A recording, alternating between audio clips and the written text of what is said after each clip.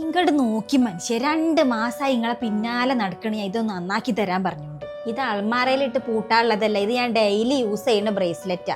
സ്വർണ്ണത്തിനൊന്നും ഇപ്പൊ കളിക്കാൻ പറ്റൂല, റെക്കോർഡ് വിലയാണ് ഇപ്പൊ സ്വർണ്ണത്തിനൊക്കെ. അതൊന്നും പറഞ്ഞാൽ പറ്റില്ല, മര്യാദക്ക് നന്നാക്കി തന്നോളി. ആകപ്പാടുള്ള ഒരു കനിയാണിത്. മുന്നേ ഒരു വള ഉണ്ടായി നിങ്ങൾ ഗൾഫ് നിർത്തി വന്ന് ആട്ടം മുട്ടിയപ്പം വിറ്റ് തൊലിച്ചില്ലേ. അതൊക്കെ ഇപ്പൊ ഇവിടെ പറയണ്ടേ? പിന്നെ പറയണ്ടേ എടി സ്വർണ്ണത്തിനൊക്കെ ഇപ്പൊ എന്താ വില എന്ന് വല്ല ഐഡിയ ഉണ്ട് എനിക്ക്? വില ഇനിയും കൂടൂലേ, അപ്പൊ ലാഭല്ലേ? ഒലക്കണേ നിങ്ങൾ ഈ അലാക്കിന്റെ ഈ സ്വർണ്ണം എല്ലാം 6 മാസം കൂടുമ്പോൾ കേടാവും. ഒരു വർഷത്തിൽ ഒരു പ്രാവശ്യം എന്തായാലും കേടാവും. അപ്പൊ മാണത് നന്നാക്കാൻ 8000-10,000 റുപ്യ.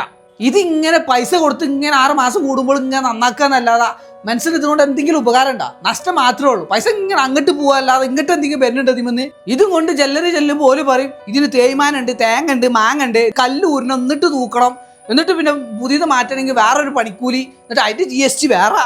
ഇതെല്ലാം കൂടി കൂട്ടിക്കൊഴിച്ച് എത്ര ചെറുതാണെങ്കിലും 8000-10,000 മിനിമം കൊടുക്കണം. എന്നാ പിന്നെ പണിക്കൂലി ഇതിമെന്നൊന്ന് കട്ട് ചെയ്ത് കണ്ട് അഡ്ജസ്റ്റ് ചെയ്യാൻ പറ്റുമെന്നുണ്ട് ഈ തരക്കടിച്ചിന്. ഇത് അതും പറ്റൂല.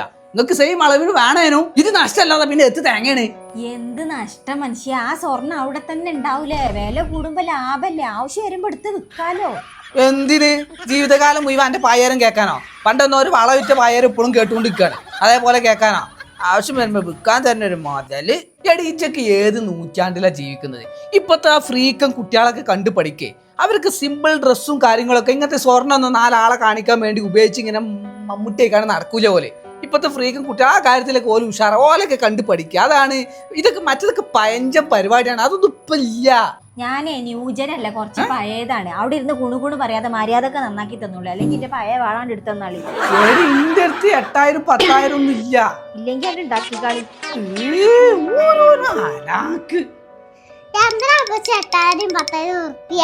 10,000 റുപ്യ കെട്ടിച്ചാണ്.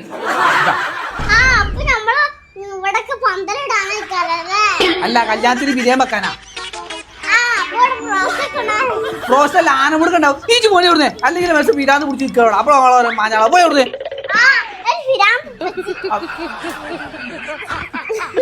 നീ കണക്കാ മോളും കാണാം. പിടിച്ചോനെ ഏത് നേരത്താണോ ആ വളം വിൽക്കാൻ തോന്നുന്നത്? എന്റെ പൊന്നാറ് മുത്തുമണി സ്നേഹം കൊണ്ട് പറയാണ്, ഒരു കാരണവശാലും നിങ്ങളെ പെണ്ണുങ്ങളെ സ്വർണ്ണങ്ങൾ വിൽക്കരുത്. അനുഭവിക്കുമ്പോൾ ചത്താലും വിൽക്കരുത്. വട്ടിക്ക് പൈസ എടുത്താലും വേണ്ടില്ല, ഇത്ര അനുഭവിക്കേണ്ടി വരില്ല. ഗാർഹിക പീഡനാണ്, ഗാർഹിക പീഡനം. ഇത് ഞാൻ ചുമ്മാ പറയുന്നതല്ല, വിദഗ്ധരുടെ അഭിപ്രായം നിങ്ങൾക്ക് കമന്റ് ബോക്സിൽ കാണാം. അനുഭവിച്ചവരുടെ അഭിപ്രായം.